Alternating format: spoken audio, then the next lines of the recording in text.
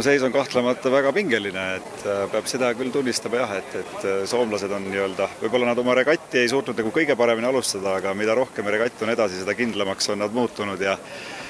eks siin ole ka võib-olla Eesti paatide vahel natuke konkurentsi, mis seda võib-olla mõjutab ja ei ole seetõttu ka soomlastele nagu piisavalt iga sõit tähelepanu pööranud ja see on neil võimaldanud ikkagi väga head kohad välja sõita, nii et nad on tõeliselt tõusvas joones ja väga-väga ohtlikud. No ilmselt siin on võib-olla kaks asjaolu, et jah, X41 jaht on seda tüüpi küll, et selliste vaiksemate tuultega on nad väga ergud ja nad tahavad küll väga head trimmimist saada, aga see tasub ennast ära ja nad on ka siis väga kiired. Aga võib-olla mida me oleme ise ka vaadanud, kuna X41 on ühetüübilised jahid, ehk nad võistlevad väga tihedalt koos ja X41 klassi jahimeeskondadel on väga suur võistluskogemus lihtsalt väga tihedas konkurentsis.